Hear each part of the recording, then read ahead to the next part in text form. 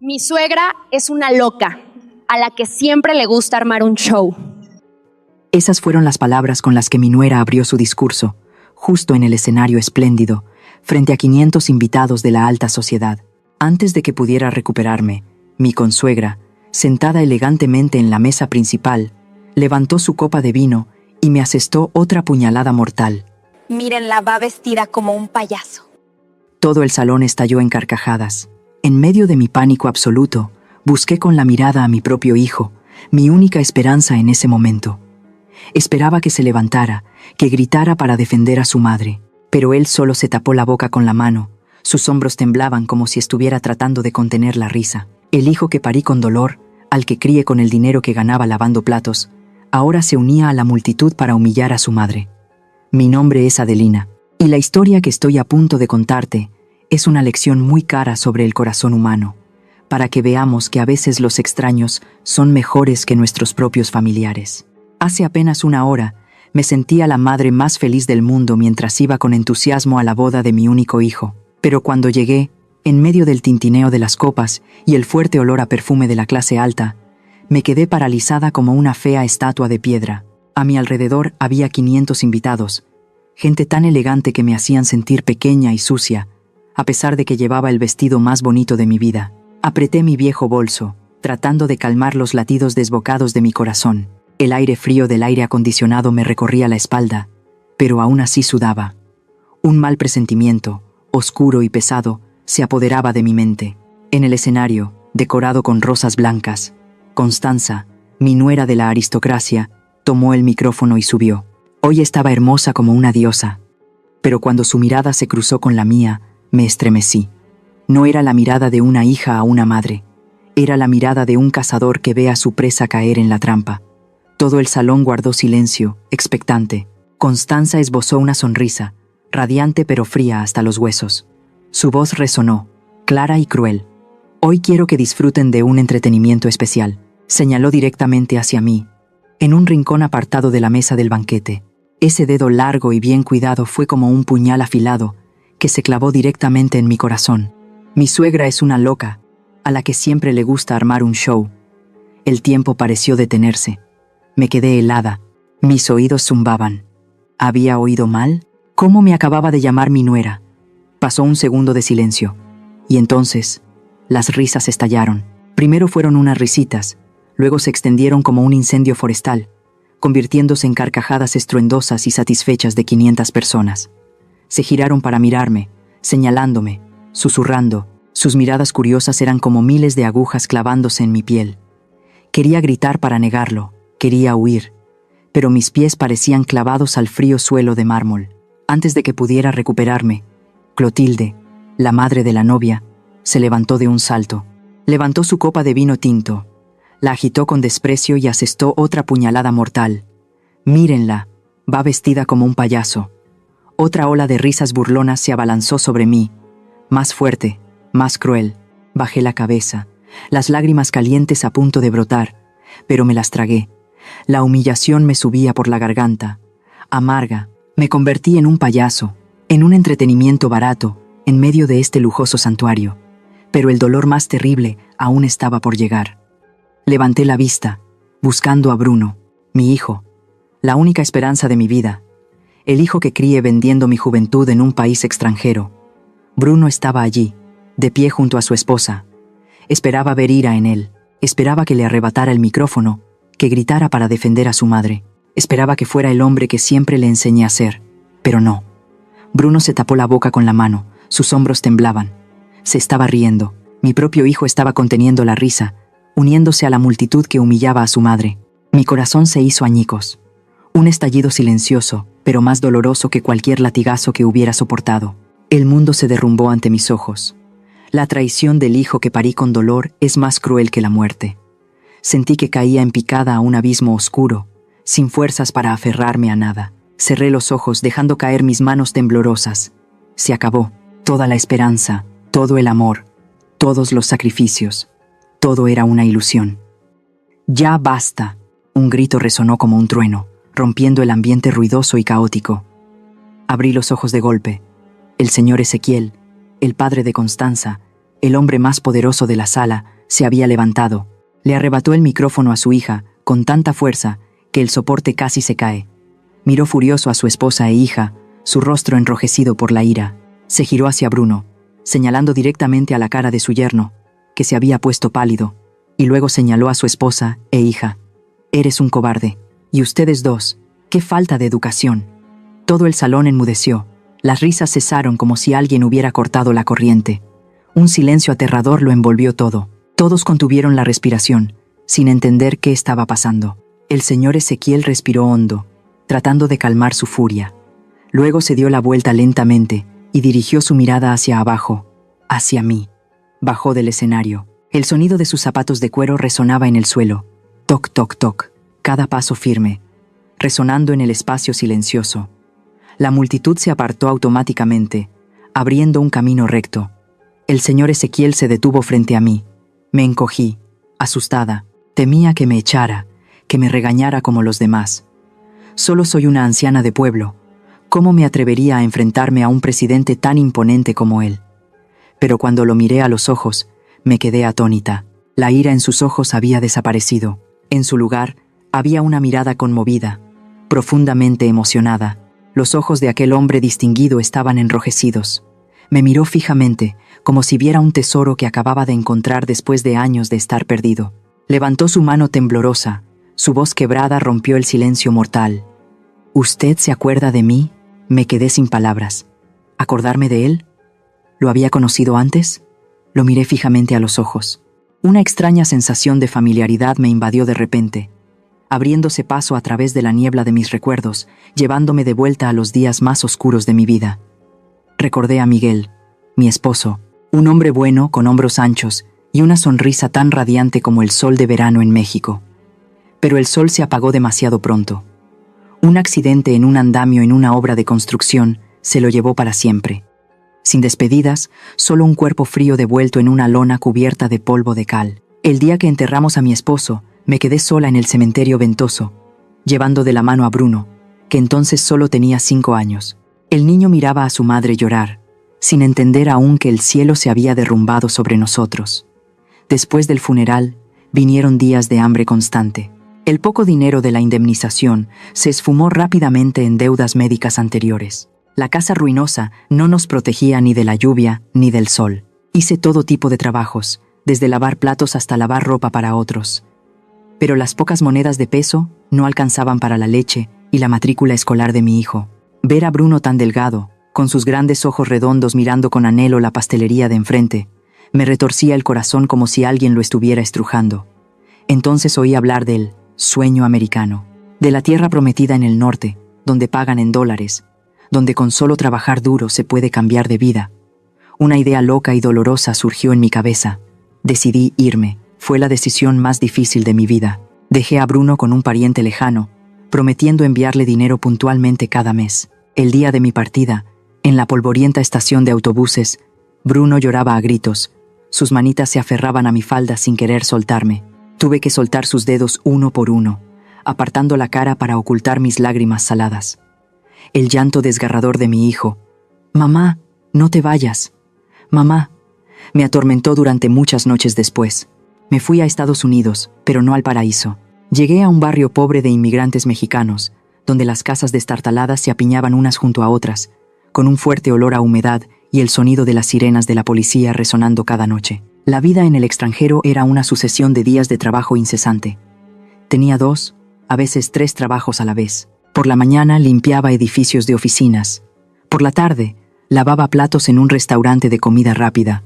Por la noche, aceptaba trabajos de costura para hacer en casa. Mis manos, ya ásperas, se volvieron aún más callosas y agrietadas por los productos de limpieza. El invierno en Estados Unidos era gélido, un frío que yo, nacida en un país tropical, nunca había imaginado.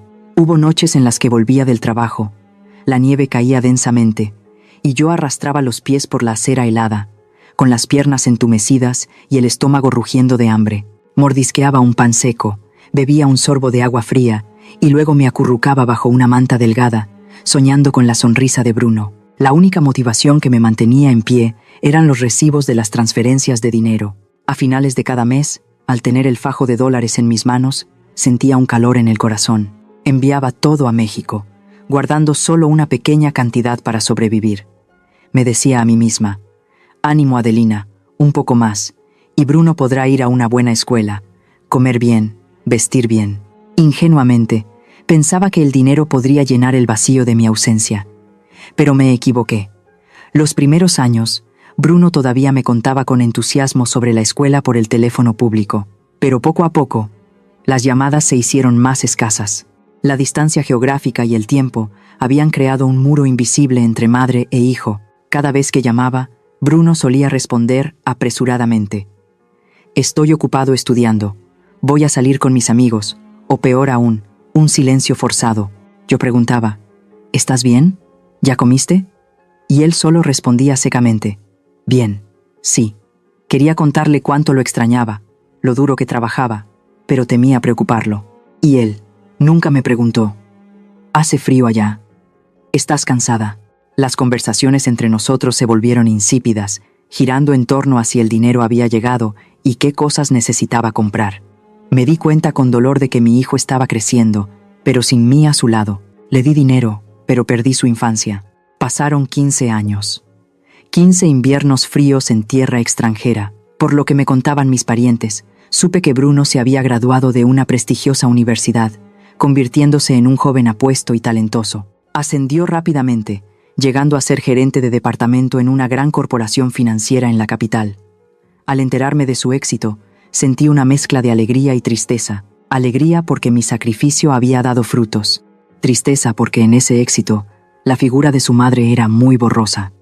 Entonces, un día, recibí la noticia de que Bruno se iba a casar. Su prometida era hija de una familia de mucho dinero y abolengo. Esa buena noticia fue como una llamada de atención. Me miré en el espejo. Una anciana con el pelo canoso, la cara llena de arrugas y las manos toscas, había envejecido demasiado. Me pregunté: ¿para qué seguir ganando dinero si mi hijo ya era rico?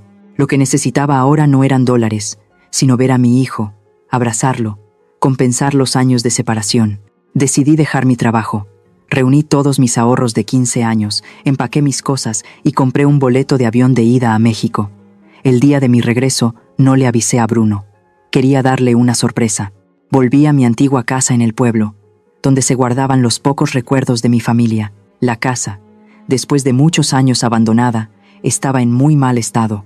La hierba había crecido por todas partes. El tejado estaba cubierto de musgo. Usé mis ahorros de jubilación para remodelar la casa. Contraté a un pintor para que pintara las paredes de un cálido color amarillo. Volví a techar con tejas rojas brillantes y planté coloridas bugambillas frente a la entrada. Limpié cada habitación, cada ventana. Quería convertir este lugar en un verdadero hogar, donde Bruno pudiera traer a su esposa e hijos a visitarme cada fin de semana. Durante los días de la remodelación, no dejaba de imaginar a Bruno trayendo a su nuera. Le cocinaría el mole que tanto le gustaba de niño. Nos sentaríamos a la mesa, riendo y charlando, recordando los viejos tiempos. Volvería a ser una madre de verdad. Viví en esa dulce e ingenua esperanza. Creía que los lazos de sangre vencerían cualquier distancia. Creía que mi sacrificio sería comprendido y valorado por mi hijo. El día que Bruno trajo a su novia, me levanté a las 4 de la mañana. No pude dormir en toda la noche de la emoción. Mi hijo, mi orgullo, iba a traer a su novia. Había oído que era una señorita de buena familia, hija del presidente de una gran corporación. Una madre de pueblo como yo, que toda su vida solo había sabido trabajar con sus manos, de repente se sintió muy nerviosa. Temía avergonzar a mi hijo. Limpié de nuevo la casa, que ya estaba impecable. Puse un mantel nuevo, un jarrón de crisantemos amarillos brillantes que a Bruno le gustaban de niño. En la cocina, la olla de mole tradicional hervía a fuego lento, desprendiendo el aroma intenso de chiles, chocolate y especias picantes características. Este era mi platillo estrella, un platillo que contenía el alma de la cocina mexicana y que quería ofrecer a mi futura nuera. Me puse mi mejor vestido de flores, me peiné el cabello canoso y esperé inquieta junto a la ventana. Hacia el mediodía, un coche negro y reluciente, largo como un tiburón gigante, entró lentamente por el pequeño camino de tierra frente a la casa. Se detuvo, bloqueando todo el paso. La puerta se abrió. Bruno bajó, elegante con un traje caro. Rodeó el coche para abrirle la puerta a una chica. Era Constanza. La chica bajó del coche, quitándose unas grandes gafas de sol que le cubrían la mitad de la cara.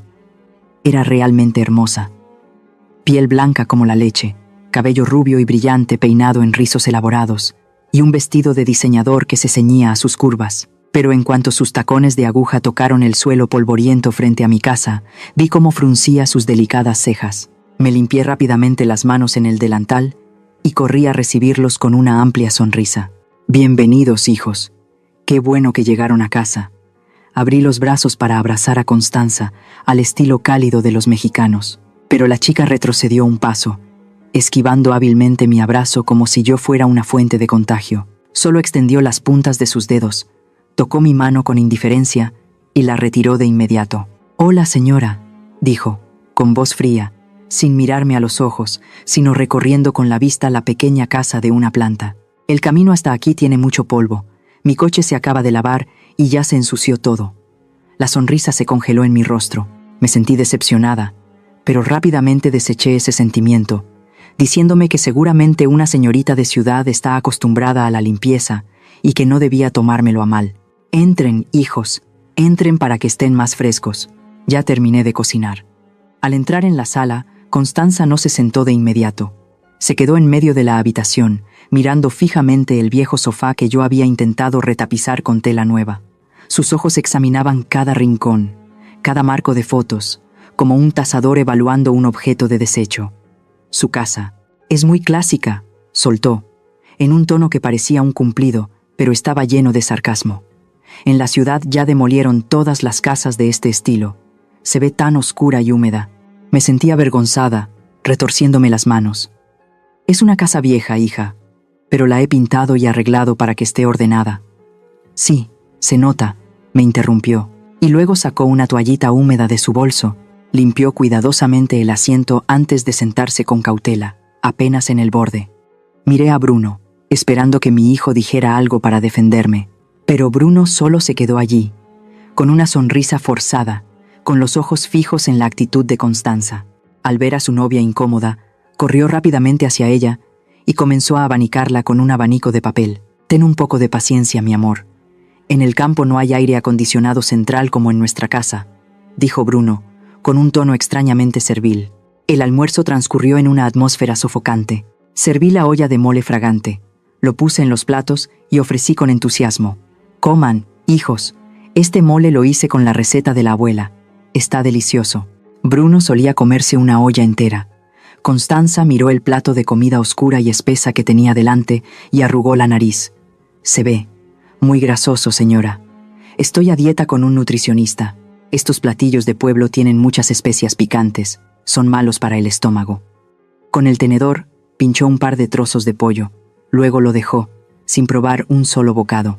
Se giró hacia mí y me preguntó, con el tono de quien entrevista a un empleado de limpieza: «Bruno me dijo que estuvo en Estados Unidos por más de 10 años, ¿verdad? ¿Qué hacía allá? Supongo que era gerente o tenía algún negocio para poder enviar dinero y pagarle los estudios a Bruno, ¿no?». Respondí con sinceridad, sin ocultar nada porque siempre he estado orgullosa del dinero limpio que he ganado. «No, hija, no tengo estudios. Fui a trabajar de limpieza, limpiando edificios y luego lavando platos en un restaurante. Cualquier trabajo es un trabajo, siempre que sea honesto». El sonido de los cubiertos contra el plato de porcelana resonó. Constanza se echó a reír, una risita aguda como un cuchillo. «Ay, Dios mío, ¿así que era sirvienta? Bruno, nunca me dijiste que tu mamá se dedicaba a limpiar baños». Mi cara ardió. Bajé la cabeza, sintiendo que la carne en mi boca se volvía amarga. Pero lo que más me dolió fue la reacción de Bruno. Se puso rojo como un tomate, no por estar enojado por su madre, sino por vergüenza frente a su novia. Rápidamente le puso la mano sobre la de Constanza y trató de justificarse. «Bueno, solo dije que mi mamá trabajaba muy duro. No hables tan alto, los vecinos pueden oír. ¿Por qué tener miedo? Es la verdad», dijo Constanza encogiéndose de hombros, con un tono condescendiente. «Menos mal que tienes buenos genes. Eres inteligente y brillante, no como los trabajadores manuales. Supongo que te pareces a tu papá, ¿verdad?». Durante toda la comida, Bruno le siguió la corriente a Constanza en todo. Ella se quejó de que un tazón estaba un poco desportillado, y Bruno asintió, prometiendo comprar un juego nuevo. Ella se quejó de que el agua tenía un sabor extraño, y Bruno corrió a comprar agua embotellada. Ella se quejó de que yo era anticuada, y no sabía nada de moda, y Bruno también se rió. Es que mi mamá ha vivido mucho tiempo en el campo, por eso está un poco anticuada. Aquel niño obediente de antes, el niño que una vez me abrazó del cuello y prometió protegerme, ahora estaba sentado allí, convertido en un extraño, débil y cobarde ante la riqueza. Después de comer, Constanza no mostró ninguna intención de ayudar a limpiar. Se levantó y tomó su bolso. Bueno, te espero en el coche. Aquí adentro me siento sofocada. No puedo respirar. Habla rápido con tu mamá y nos vamos. Esta noche tenemos una cata de vinos con mi papá. Se fue directamente a la puerta, sin una palabra de despedida o agradecimiento por la comida. Esperé a que la figura de Constanza desapareciera tras la puerta del coche, y luego me volví para tomar la mano de Bruno. La mano de mi hijo ahora era suave, con un reloj de oro. Ya no era callosa como cuando cavaba la tierra conmigo para plantar verduras. Bruno, dije con voz temblorosa y seria, siéntate, necesito hablar contigo. Bruno frunció el ceño, con impaciencia. Mamá, lo que sea, dilo rápido. Ella está esperando. Hijo, creo que esta chica no tiene buen carácter. Intenté elegir mis palabras. No respeta a los mayores y desprecia nuestros orígenes. Si te casas con ella, ¿serás feliz? El matrimonio se basa en la virtud y el amor. El dinero es pasajero, hijo. Bruno apartó su mano de la mía como si le hubiera dado una descarga eléctrica. Se levantó de un salto y me miró con una expresión de molestia y desprecio que nunca antes había visto en él. Ya basta, mamá, gritó. ¿Tú qué sabes? Has pasado toda tu vida metida en una cocina. ¿Cómo vas a entender el mundo de la alta sociedad? Constanza es una señorita de cuna de oro. Tiene derecho a ser altanera. Es directa, no maleducada, pero acaba de insultar mi trabajo. Pero es verdad que hiciste ese trabajo. No dijo nada que no fuera cierto. Me interrumpió Bruno, sus palabras tan crueles como un punzón en mi corazón. No intentes darme lecciones con esa mentalidad anticuada y de pueblo. ¿Sabes cuánto he luchado para llegar a donde estoy hoy? Casarme con Constanza es la oportunidad de mi vida. Es un trampolín para entrar en la élite. No te interpongas en mi camino hacia la felicidad y la riqueza. Me quedé mirando a mi hijo, atónita. El hijo por el que ahorré cada dólar ganado con sudor y lágrimas en el extranjero, ahora estaba frente a mí, considerándome un obstáculo. Bruno, ¿crees que el dinero es más importante que la dignidad? Pregunté, con la voz quebrada.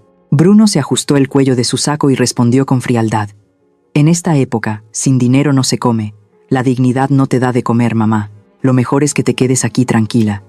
Nosotros nos encargaremos de la boda. No te metas ni digas tonterías que me hagan quedar mal con la familia de mi esposa. Dicho esto, se dio la vuelta y salió rápidamente por la puerta, dejándome parada en medio de la sala vacía. El motor del coche rugió y luego el vehículo se alejó a toda velocidad, dejando una nube de polvo que entró en la casa, cubriendo la comida fría que había preparado con todo mi corazón. Las palabras de mi hijo me hicieron preguntarme, ¿desde cuándo el dinero tiene tanto poder?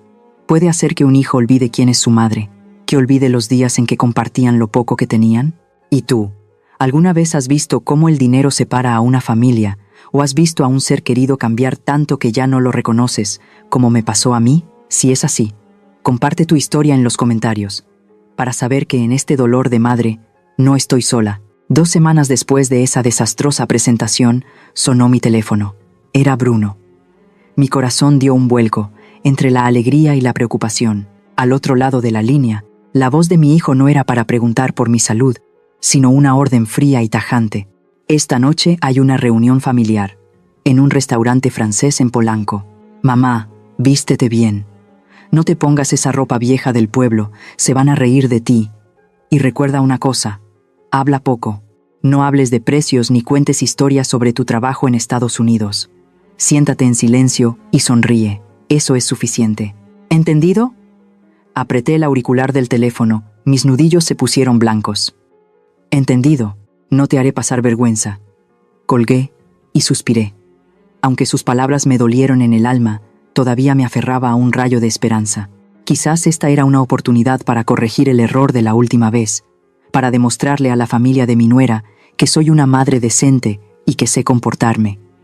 Rompí mi alcancía y saqué los ahorros que me quedaban. Fui al centro comercial y, apretando los dientes, compré un vestido azul oscuro de seda brillante que la vendedora elogió como elegante y sobrio. También fui a la peluquería y me puse un poco de lápiz labial rojo para que mi rostro no se viera tan pálido.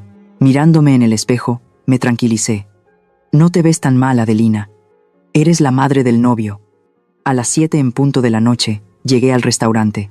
Era uno de los lugares más lujosos de la ciudad, donde solo con entrar por la puerta, el olor a dinero te golpeaba en la cara. El mesero me miró de arriba abajo, hasta que tímidamente dije el nombre de la reserva del señor Ezequiel.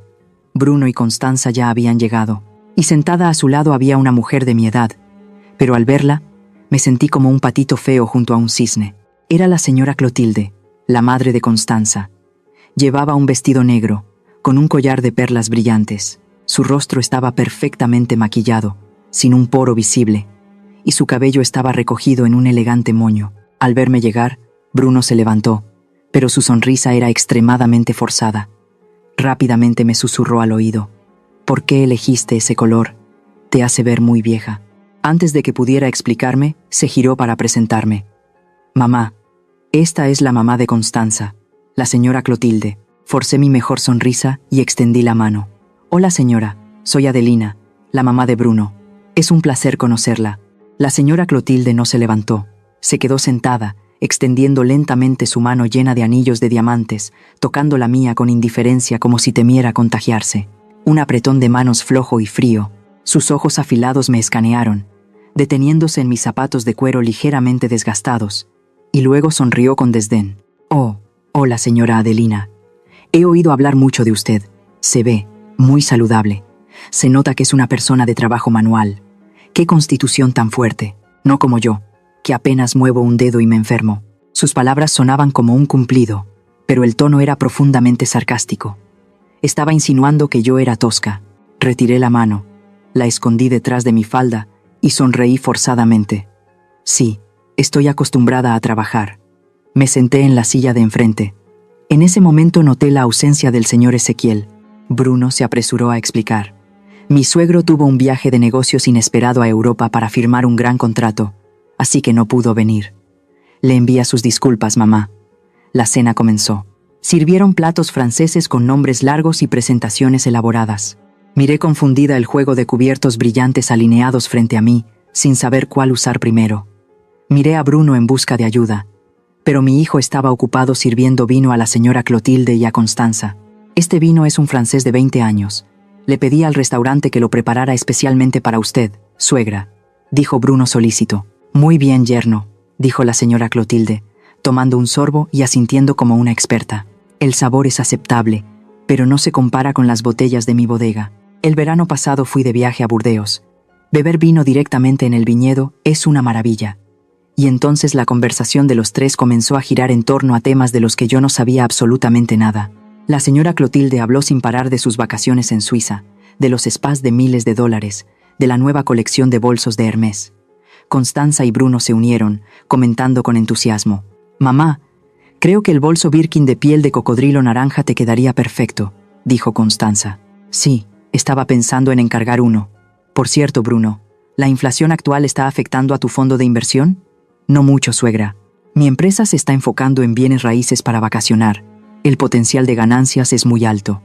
Hablaron de tipos de cambio, del mercado de valores, de fiestas de té de la alta sociedad. Cifras de millones y miles de millones de pesos volaban por el aire. Me senté allí, sola en una mesa para 4. Intenté escuchar, intenté encontrar un hueco para intervenir, para demostrar que yo también estaba presente.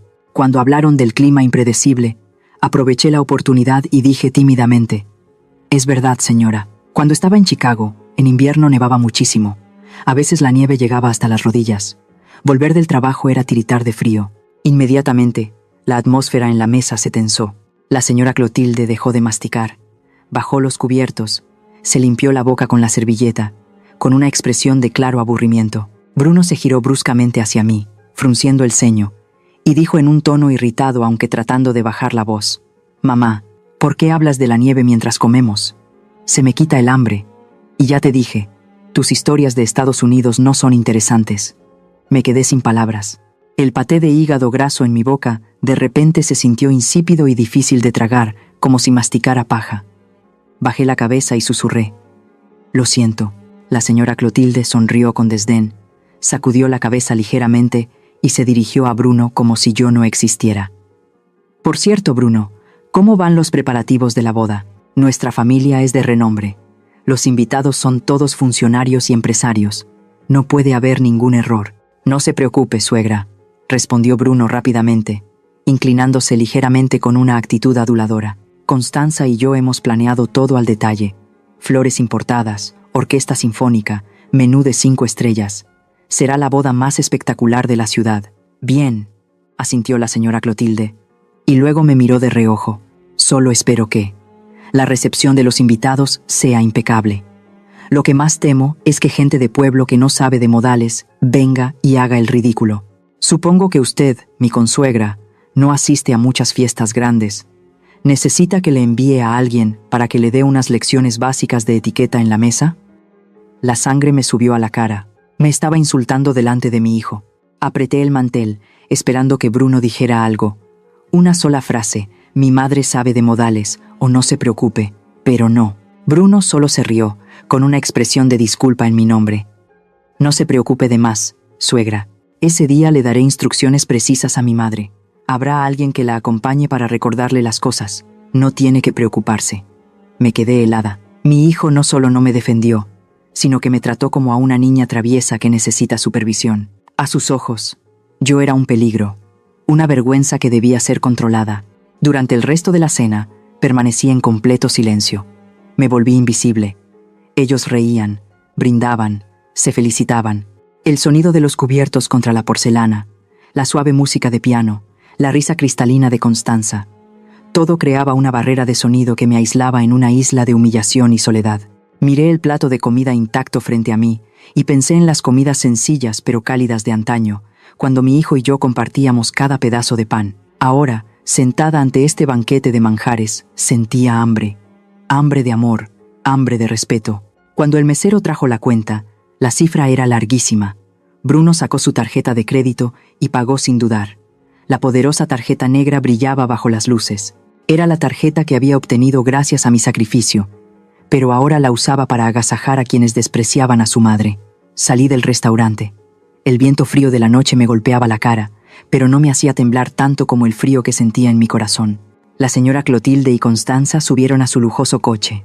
Bruno corrió a abrirles la puerta, inclinándose respetuosamente, y yo me quedé sola en la acera, apretando la falda de mi nuevo vestido de seda, el vestido que creía hermoso y que ahora me parecía ridículo y fuera de lugar. Me di cuenta de que no pertenecía a este mundo.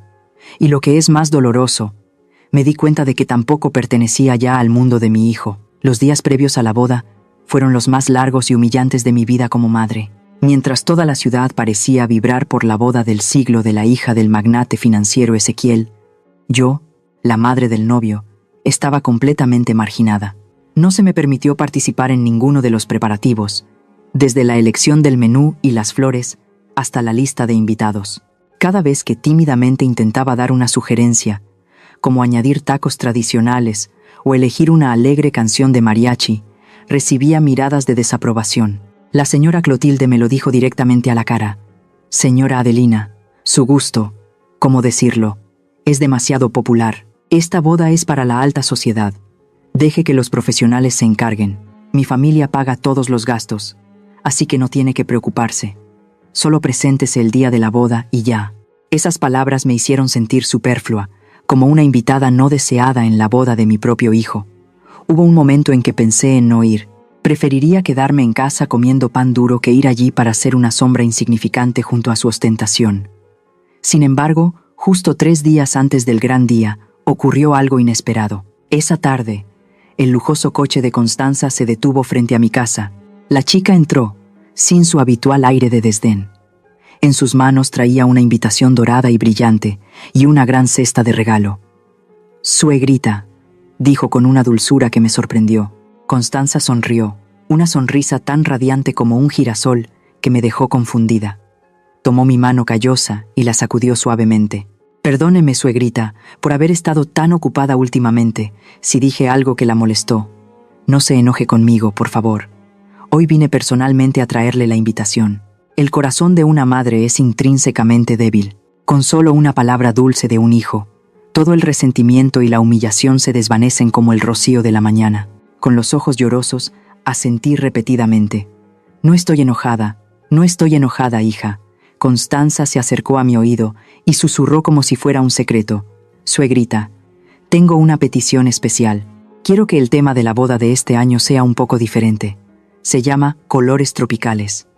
Quiero que el ambiente sea muy colorido y animado, como un festival. Usted es la persona más importante, así que por favor, use un vestido rojo, el rojo más brillante que pueda encontrar. Quiero que destaque, para que todos sepan que es mi suegra. Me sorprendí. ¿Rojo, hija? Pensé que en una boda elegante se debía vestir de colores oscuros. Para nada, suegra, dijo Constanza agitando la mano. Eso es anticuado. Ahora, lo que está de moda es destacar. Hágame caso, consiga un vestido rojo brillante. ¿Me lo promete? Viendo la mirada suplicante de mi nuera, le creí al instante. Pensé que quizás realmente había abierto su corazón, que quería que me sintiera orgullosa en su día feliz. Asentí con alegría. Sí, lo prometo. Seré la flor roja más brillante para ustedes. Constanza se fue, dejándome con una sensación de felicidad abrumadora. Vacié hasta el último centavo de mis ahorros de la alcancía. Fui a la mejor costurera del pueblo. Elegí una tela de seda de un rojo tan vivo como el de un chile habanero maduro. Le pedí que diseñara un vestido con volantes elaborados y que le añadiera pedrería brillante. Durante 2 noches seguidas, no dormí. Me probé el vestido con entusiasmo frente al espejo. El rojo hacía que mi piel se viera más sonrosada. Me imaginé entrando en la iglesia, con Bruno y Constanza mirándome con orgullo. Ya no sería una anciana de pueblo, brillaría.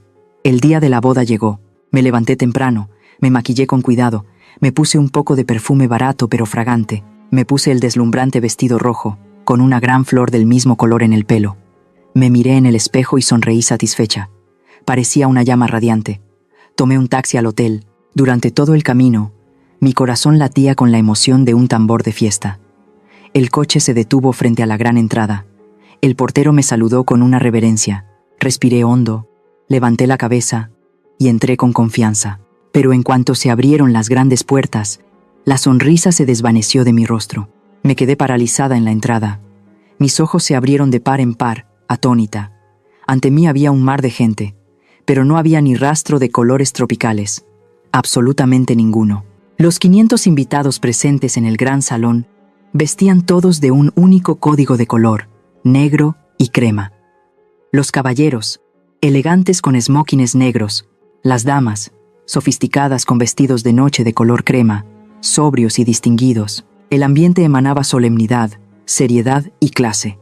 No había ni un solo color llamativo, ni verde, ni amarillo, y ciertamente, ni rojo, excepto yo. Estaba allí, en la entrada principal, con mi vestido rojo brillante, rojo chillón, rojo hasta doler los ojos. En medio de un mar de gente vestida de negro y crema, parecía una mancha, un payaso llamativo perdido en una fiesta de la realeza. Me convertí en el centro de atención. Todas las miradas se dirigieron hacia mí, primero de sorpresa, luego de sonrisas burlonas, de susurros. Mira a esa señora, ¿qué se ha puesto? Seguro que se equivocó de circo. Se ve tan ridícula, como un pimiento andante. La sangre me subió a la cara, y luego se retiró de golpe, dejándome pálida de miedo. Me di cuenta de que me habían engañado. Una trampa espectacular y cruel tendida por mi propia nuera. Quería convertirme en el hazmerreír, humillarme delante de todo el mundo. Entré en pánico. Quería darme la vuelta y huir. Quería salir corriendo de ese lugar, romper este maldito vestido rojo. Me di la vuelta para abrir la puerta y salir, pero una mano firme me detuvo. Era Bruno. Estaba allí, con su elegante traje negro, pero su rostro estaba sombrío. Me miró, sin un ápice de compasión, solo con un profundo disgusto e irritación.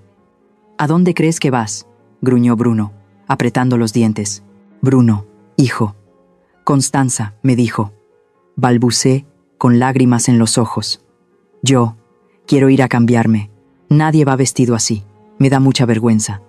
Bruno me agarró del brazo con tanta fuerza que me dolió. Me empujó hacia adelante, obligándome a entrar en el salón, donde cientos de ojos me miraban fijamente. Es tarde. La ceremonia está a punto de empezar. ¿A dónde vas a ir para que la gente diga que nuestra familia no tiene modales? Ya que querías llamar la atención, Pues hazlo bien. Entra ahora mismo. Dicho esto, me arrastró por los pasillos entre las mesas. Caminé con la cabeza gacha, tratando de hacerme pequeña dentro de mi voluminoso vestido rojo. Cada paso era una tortura. Las risitas se oían a mi paso. Sentía como si estuviera caminando sobre brasas. Bruno me obligó a sentarme en una mesa en el rincón más alejado, detrás de una gran columna, y se fue de inmediato, sin mirar atrás. Me senté encogida, abrazándome el pecho, tratando de contener los sollozos.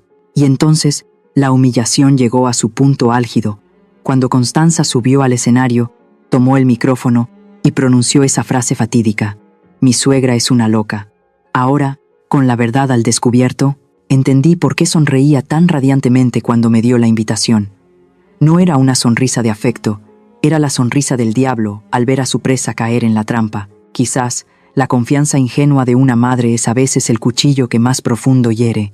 En medio de las burlas de cientos de extraños, me sentí más desnuda y sola que nunca. ¿Alguien aquí ha confiado plenamente en un ser querido, solo para recibir una traición humillante en el momento más inesperado? Díganme dónde me equivoqué. ¿O es que el corazón humano es lo más impredecible? Compartan sus pensamientos conmigo en los comentarios. Un silencio absoluto se apoderó del inmenso salón.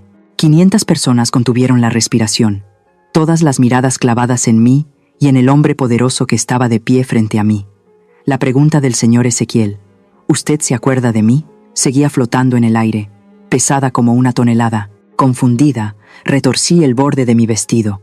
Traté de buscar en mi memoria algún rostro tan elegante e imponente como el suyo en mi pasado, pero fue en vano. Yo solo era una anciana que lavaba platos. ¿Cómo iba a tener la suerte de conocer al presidente de una corporación financiera?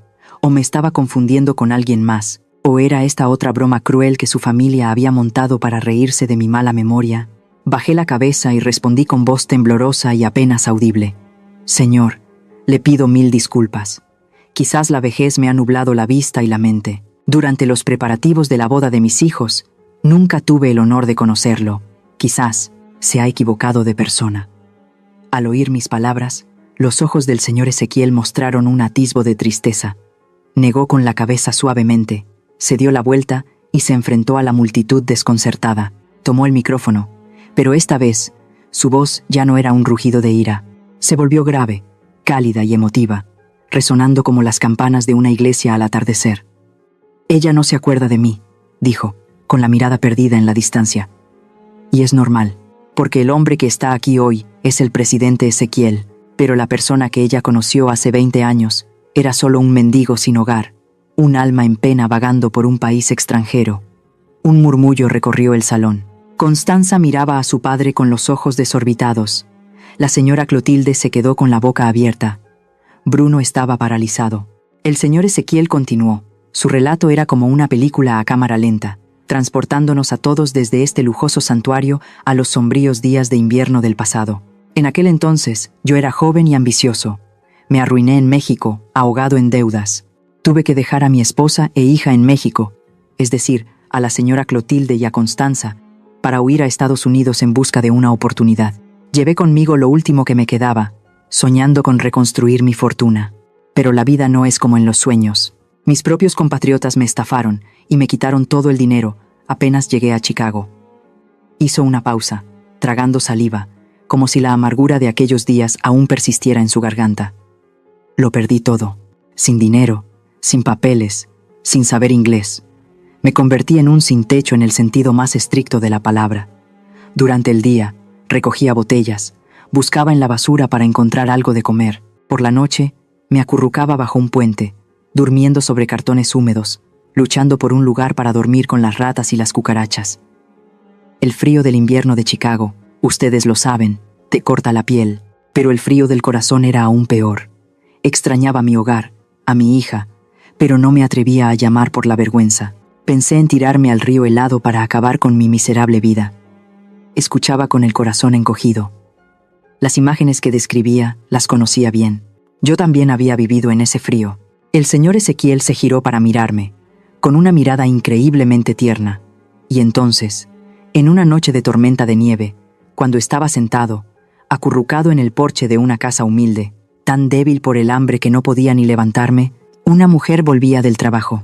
Me señaló con el dedo y declaró solemnemente: esa mujer era la señora Adelina. Me quedé atónita. Un destello iluminó mi mente.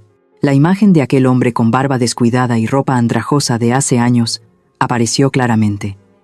El señor Ezequiel continuó su relato. Su voz se quebró por la emoción.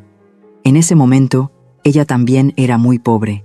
Acababa de salir de su turno de lavar platos, olía a lejía y llevaba una bolsa de plástico con las sobras del restaurante.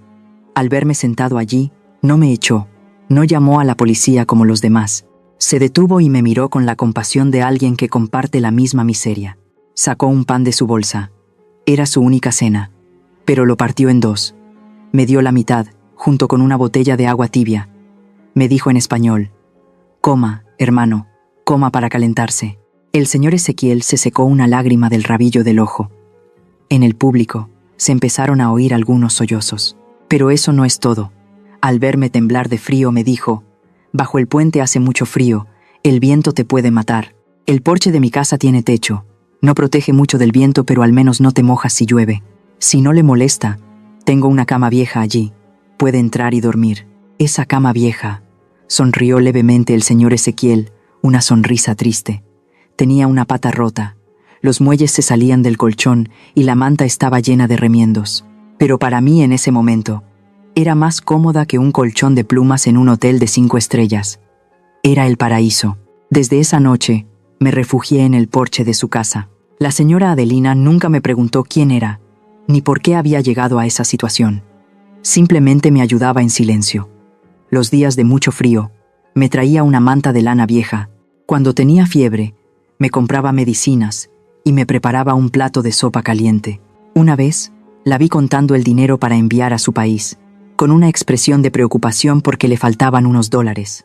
Sin embargo, cuando vio que necesitaba dinero para el autobús para ir a una entrevista de trabajo como cargador, sacó su último billete de $20, me lo metió en la mano y dijo: tómelo, cuando consiga trabajo me lo devuelve. El señor Ezequiel se acercó a mí y tomó mis manos callosas. Se giró para mirar directamente a la multitud silenciosa y su voz se alzó de nuevo.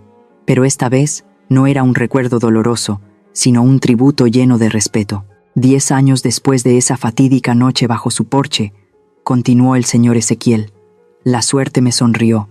Empecé a prosperar. Pequeñas inversiones generaron grandes ganancias. Tenía suficiente dinero para comprar un boleto de avión en clase ejecutiva de vuelta a casa y reconstruir mi imperio. En ese momento, lo primero que pensé fue en devolverle el favor a mi benefactora. Me miró, con los ojos brillantes de profunda admiración. Ese día, antes de irme de Chicago, busqué a la señora Adelina. Le di un cheque por una cantidad muy grande, suficiente para pagar todas sus deudas, comprar una casa decente en su país y vivir cómodamente el resto de su vida sin tener que volver a lavar un solo plato sucio. Le dije: Adelina, venga a casa conmigo. Usted salvó mi vida, ahora déjeme devolverle el favor. Todo el salón contuvo la respiración. Vi a la señora Clotilde tragar saliva, con una expresión de incredulidad. Seguramente pensaba que alguien tan pobre como yo habría aprovechado esa oportunidad para cambiar de vida. Pero el señor Ezequiel negó con la cabeza. Su voz se tornó grave, llena de respeto. ¿Pero saben lo que hizo? Apartó mi mano. Rechazó el cheque de manera rotunda. Recordé ese momento. Era una tarde de otoño, con hojas doradas cayendo por todas partes. Miré al amigo sin hogar de antaño, ahora elegante con un traje, y me alegré por él. Pero mi orgullo no me permitía aceptar limosna, aunque fuera en nombre de la gratitud. El señor Ezequiel repitió las mismas palabras que le dije en aquel entonces, palabra por palabra, como si se hubieran grabado en su alma. Ella me miró y dijo: Señor Ezequiel, no lo ayudé, esperando que un día me pagara. Somos compatriotas, hijos de México lejos de casa. Ayudar a alguien en apuros, tener a alguien con quien compartir un pedazo de pan en tierra extranjera, ya es una alegría para mí. Guarde su dinero y vaya a cuidar de su esposa e hijos. Yo todavía tengo salud, puedo cuidarme sola. Solo espero que regrese a su país y viva bien, que sea una buena persona. Si el destino lo quiere, que la Virgen de Guadalupe nos permita volver a encontrarnos en nuestra patria. Se oyeron algunos murmullos de admiración en la sala. Así es ella, dijo el señor Ezequiel con la voz quebrada, una mujer pobre en dinero, pero más rica en dignidad que cualquiera de los que están sentados aquí. Prefirió seguir trabajando duro antes que vender su integridad. Esa es la verdadera nobleza de una persona. El señor Ezequiel soltó mis manos y dio unos pasos hacia adelante, enfrentándose a su esposa e hija. Su mirada se tornó furiosa y profundamente decepcionada. Después de despedirme de la señora Adelina, volví a México y me sumergí en el trabajo como una polilla en la llama. Construí este poderoso grupo Ezequiel, pero el precio fue que estuve demasiado ocupado. Viajes de negocios interminables, reuniones que duraban toda la noche, me dejaron sin tiempo para mi familia. Señaló a la señora Clotilde: confiando en ti, te delegué la total responsabilidad del hogar, la educación de nuestra hija e incluso los preparativos de esta boda. Cuando me dijiste que la familia del novio era gente decente, te creí. Cuando me dijiste que me fuera tranquilo a mi viaje de negocios a Europa, que tú y Constanza se encargarían de todo, también te creí. No tenía ni idea de que, a mis espaldas, ustedes estaban tratando con desprecio y crueldad a esta mujer tan respetable. Se giró hacia Constanza, su hija predilecta, que temblaba con su espléndido vestido de novia. Llegué tarde. Cuando entré, solo pensaba sentarme en silencio en la mesa principal. No presté mucha atención a los invitados porque mi vista ya no es buena. Pero fue tu acto estúpido y cruel lo que me ayudó a reconocer a mi benefactora. Cuando estabas ahí arriba, usando palabras venenosas para humillarla, cuando tu madre se levantó para burlarse de su vestido, miré en la dirección que ustedes señalaban, y vi. El señor Ezequiel se ahogó en sus palabras. Su discurso fue como una sentencia moral que cayó sobre las cabezas de su esposa e hija. Constanza rompió a llorar. Su maquillaje se corrió. La señora Clotilde se desplomó en su silla, sin rastro de su altivez de dama de sociedad.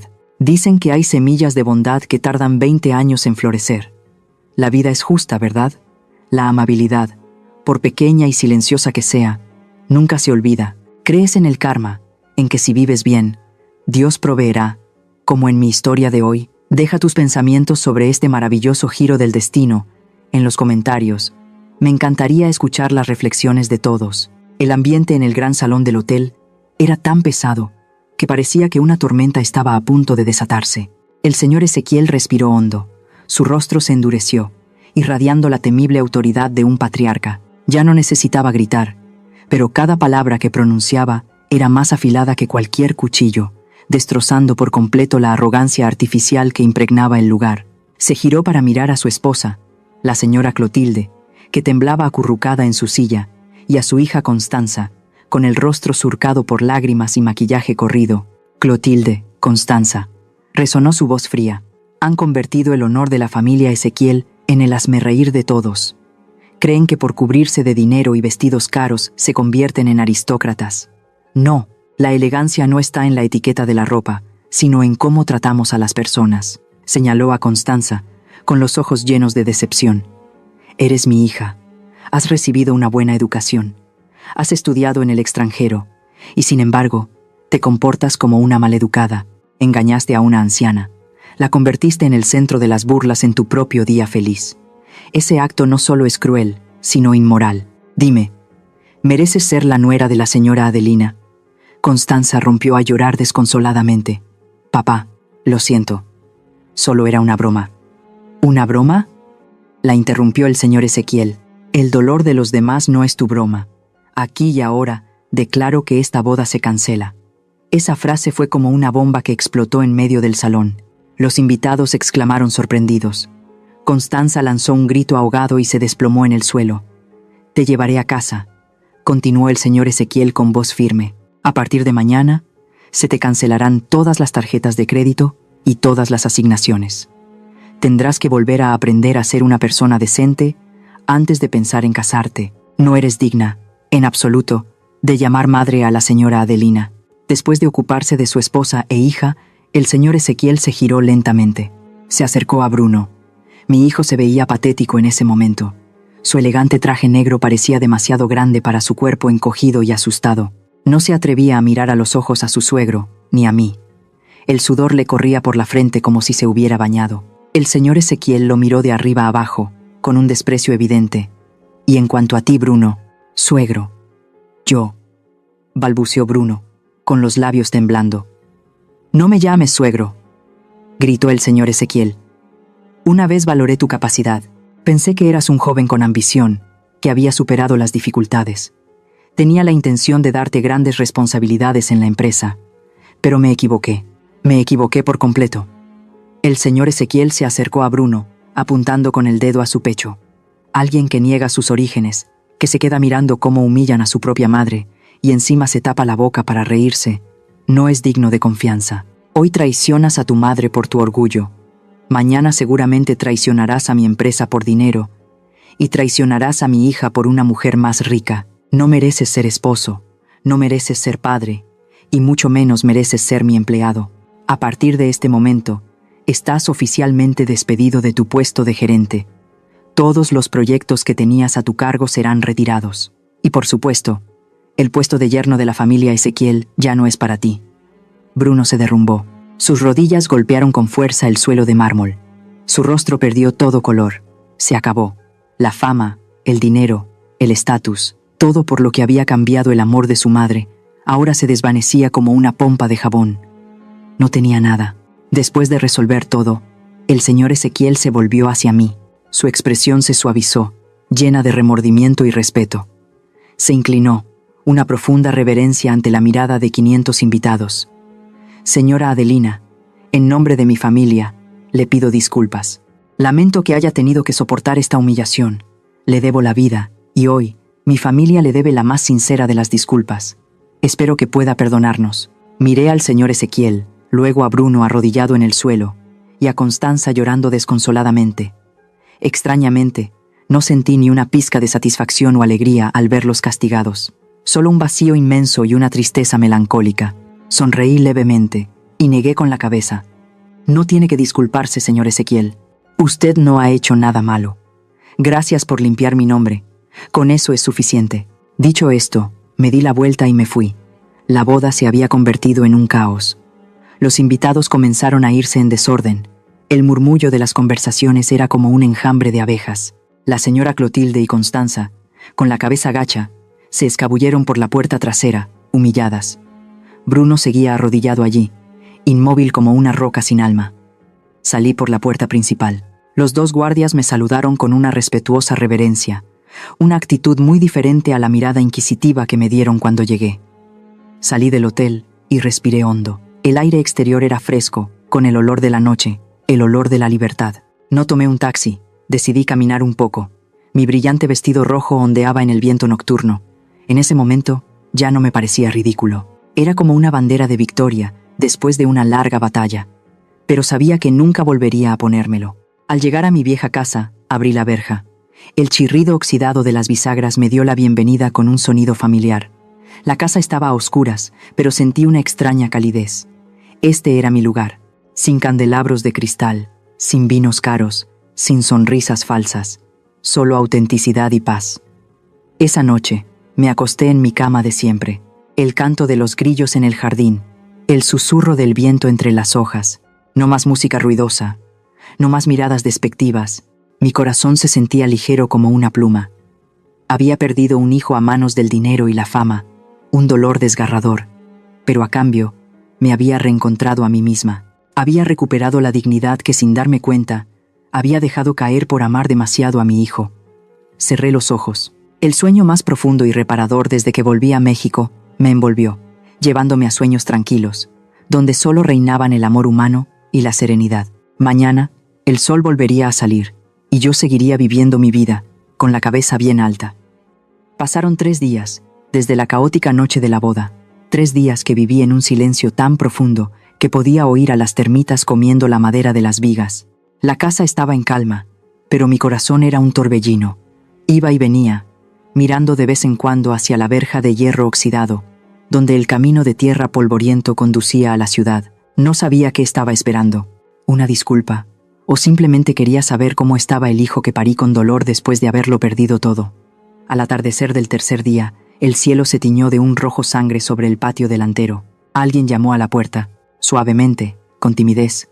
No era el golpeteo insistente del cobrador de la luz, ni el toque seguro de un invitado. Mi corazón dio un vuelco. Sabía quién estaba detrás de esa puerta. Respiré hondo, me alicé la ropa y caminé lentamente para abrir el cerrojo. La pesada puerta de madera crujió secamente y se abrió de par en par. Era Bruno. Estaba allí, bajo la luz del crepúsculo. Ya no llevaba su traje elegante, ni su pelo perfectamente peinado, ni su aire arrogante de gerente. Ante mí había un Bruno demacrado, con barba de varios días, y profundas ojeras por la falta de sueño. Llevaba una camisa arrugada y en la mano una pequeña maleta de viaje gastada, la misma que había llevado a la ciudad para empezar su carrera 10 años atrás. Nos miramos fijamente. El viento de la tarde levantó el polvo a nuestros pies, colándose en el silencio que nos separaba. De repente, Bruno se arrodilló. Sus rodillas golpearon con fuerza el frío suelo de baldosas. Bajó la cabeza. Sus hombros temblaban violentamente. Un sollozo ahogado escapó de su garganta, tan doloroso como el gemido de un animal herido. «Mamá, lo siento. Mamá, me equivoqué». Me quedé paralizada. ¿Cuántos años habían pasado desde la última vez que lo vi llorar? La última vez fue cuando lo despedí en la estación de autobuses para ir a la universidad. En ese entonces, lloraba porque me extrañaba. Ahora, lloraba de arrepentimiento. No lo ayudé a levantarse de inmediato. Lo dejé arrodillado allí. Hay dolores que deben ser lavados con lágrimas y humildad para que la lección se aprenda de verdad. Saqué una silla de mimbre al porche, me senté frente a él y miré a mi pobre hijo con una mezcla de severidad y compasión. «Levanta la cabeza, Bruno», dije, con voz tranquila pero firme. «Los hombres asumen sus responsabilidades. Llorar no resuelve nada». Bruno levantó lentamente la cara. Sus ojos estaban rojos e hinchados por las lágrimas. Me miró con una expresión de súplica y profundo remordimiento. «Soy un maldito, mamá. Me dejé cegar por las cosas superficiales. Pensé que tener dinero, estatus, una esposa rica, me daría la felicidad. Te negué. Negué mi pasado humilde porque tenía miedo. Miedo de que la gente me despreciara. Pero al final, el único despreciable soy yo». Se secó las lágrimas con la mano. Su voz se quebró. Cuando el señor Ezequiel me regañó, cuando todos me dieron la espalda, me di cuenta de una cosa. El dinero se puede perder en una noche. La fama puede desvanecerse como el humo. Una esposa rica también puede abandonarte. Solo tú eres la única que siempre ha estado ahí, sin importar lo mal que me haya portado. Al escuchar esas palabras, el muro de hielo en mi corazón comenzó a derretirse. Suspiré y pasé mi mano callosa por su pelo revuelto. «Hijo mío», dije en voz baja, «en realidad, la culpa no es toda tuya. Yo también tengo la culpa». Bruno me miró sorprendido. Me equivoqué al pensar que enviar un montón de dólares podía compensar mi ausencia. Durante los 15 años que estuve en Estados Unidos, me preocupé de que tuvieras el estómago lleno y ropa abrigada, pero dejé tu alma hambrienta de amor. Estaba tan ocupada ganando dinero que olvidé enseñarte a ser una buena persona. Dejé que la distancia geográfica se convirtiera en una distancia emocional. Si te desviaste, en parte es porque no estuve a tu lado para corregirte a tiempo. «No, mamá», Bruno negó con la cabeza, agarrando mi mano con fuerza. «Tú sacrificaste tu vida por mí.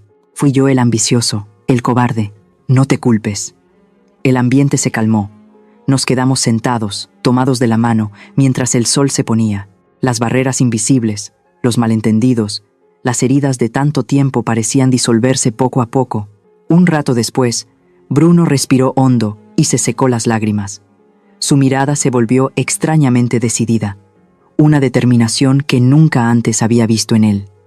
«Mamá», dijo, «hoy vine para pedirte perdón, para expiar mis culpas con nuestros antepasados, pero no me quedaré». Me sobresalté. «¿A dónde vas? Acabas de perder tu trabajo, ya no tienes casa en la ciudad. ¿A dónde piensas ir?» Bruno apretó suavemente mi mano. «Iré a Guadalajara. Un viejo amigo me invitó a trabajar en su taller de carpintería. Empezaré de cero, mamá. Trabajaré con mis manos. Sudaré como tú lo hiciste. Necesito volver a aprender el valor del dinero ganado limpiamente. Necesito valerme por mí mismo y no depender de nadie más, ni siquiera de ti». Lo miré, con el corazón encogido de preocupación. Guadalajara estaba lejos, el trabajo manual era duro. ¿Podría un niño mimado acostumbrado a las oficinas con aire acondicionado soportarlo? Estuve a punto de decirle que se quedara en casa, que todavía me quedaban algunos ahorros para mantenerlo, pero me contuve. Miré profundamente a los ojos de Bruno. Ya no vi cálculo, ni falso orgullo, solo determinación y una dignidad renaciente. Mi hijo finalmente había madurado. Si lo retenía, si lo envolvía en mis brazos, siempre sería un niño grande y débil. Amar a un hijo no es protegerlo de todas las tormentas, sino soltarlo para que enfrente las olas por sí mismo. El amor verdadero a veces requiere firmeza. Amar es dejarlo ir. Me levanté y lo abracé con fuerza. «Ve, hijo», le susurré al oído, mientras mis propias lágrimas calientes comenzaban a caer. «Ve y vive con dignidad. Nunca olvides quién eres ni de dónde vienes. Seas director o carpintero, mientras vivas con honestidad, las puertas de esta casa y el corazón de tu madre siempre estarán abiertos para ti». Bruno me abrazó con fuerza, apoyando la cabeza en mi hombro y llorando como un niño. «Gracias, mamá. Gracias por no abandonarme». Esa noche, Bruno durmió en casa. A la mañana siguiente, antes de que la niebla se disipara, tomó su vieja maleta y se fue. Me quedé apoyada en la puerta, viendo su figura desaparecer detrás de los cactus al final del camino de tierra. Sentí una profunda tristeza por la despedida, pero mezclada con una intensa esperanza. Sabía que esta vez se iba para crecer. Mi hijo se había perdido. Había sido un hijo pródigo, pero ahora estaba en camino de encontrarse a sí mismo. El tiempo pasa volando. El duro invierno quedó atrás, dando paso a una cálida primavera que se extendía por todos los rincones de México. En el porche de mi casa, la bugambilla comenzó a florecer con racimos de flores rojas, meciéndose en la brisa como pequeñas linternas que daban la bienvenida al nuevo sol. Habían pasado 3 meses desde que Bruno se fue. La casa estaba en silencio sin él, pero mi corazón ya no se sentía solo. Encontré alegría cuidando mi jardín, participando en el grupo de mujeres de la iglesia y enseñando a los niños del vecindario a hacer pasteles.